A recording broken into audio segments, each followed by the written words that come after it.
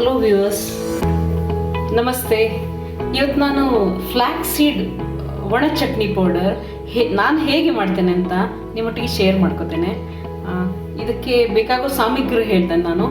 ಒಂದು ಅರ್ಧ ಕಪ್ಪು ಫ್ಲಾಕ್ಸೀಡ್ ಅಗಸೆ ಬೀಜ, 1/4 ಕಪ್ಪು ಉದ್ದಿನಬೇಳೆ, ಸ್ಪ್ಲಿಟ್ ಬ್ಲ್ಯಾಕ್ ಗ್ರಾಮ್, ಒಂದು 8 ಒಣಮೆಣಸು, ಒಂದು ಸ್ವಲ್ಪ ಕರಿಬೇವು ತೆಕ್ಕೊಂಡಿದ್ದೇನೆ, ಒಂದು ಬಟ್ಟಲು ತುರಿದ ಒಣ ಕೊಬ್ಬರಿ,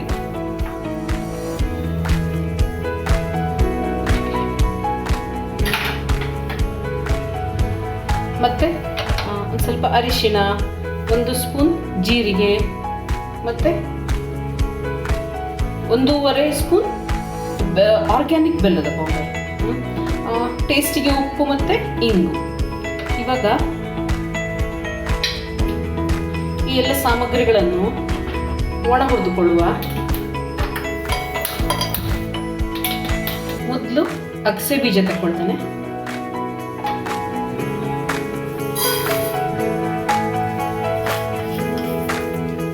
ಇದನ್ನು ಹಾಗೆ ಡ್ರೈ ರೋಸ್ಟ್ ಮಾಡ್ಕೊಳ್ತೇನೆ. ಅದು ಸಿಡಿಯೋವರೆಗೂ ಮಾಡಬೇಕು. ಈಗ ನೋಡಿ, ಇವಾಗ ಅಗಸೆ ಬೀಜ ಸಿಡಿತಾ ಇದೆ ಅಂದರೆ ಆಯ್ತಂತ ಲೆಕ್ಕ.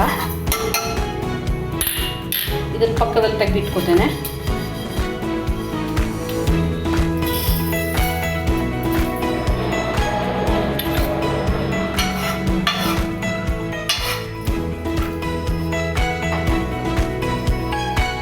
ಇವಾಗ ತುರಿದ ಒಣ ಕೊಬ್ಬರಿಯನ್ನು ಹುರ್ಕೊಳ್ತೇನೆ. ಒಂಚೂರು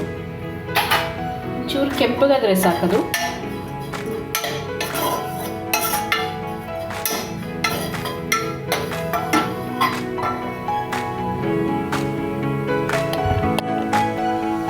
ಇವಾಗ ಉದ್ದಿನಬೇಳೆಯನ್ನು ಒಂಚೂರು ತೆಂಗಿನ ಎಣ್ಣೆಯಲ್ಲಿ ಕೆಂಪಗೆ ಹುರ್ಕೊಳ್ತೇನೆ.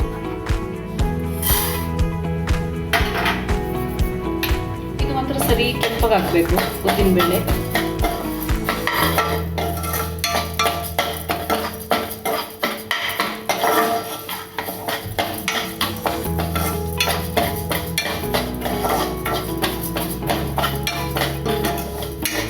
ಇದೊಂಚೂರು ಕಲರ್ ಚೇಂಜ್ ಮಾಡುವಾಗ ಇದಕ್ಕೆ ಒಣಮೆಣಸು ಹಾಕಿ ಬಿಡ್ತೇನೆ.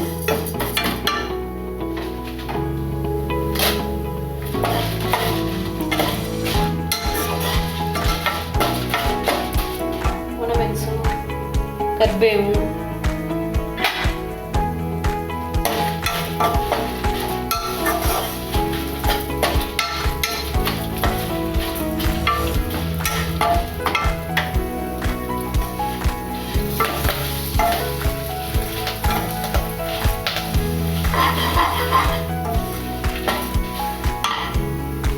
ಅದಕ್ಕೆ ಹುಣಸೆ ಸಹ ಹಾಕ್ತೇನೆ.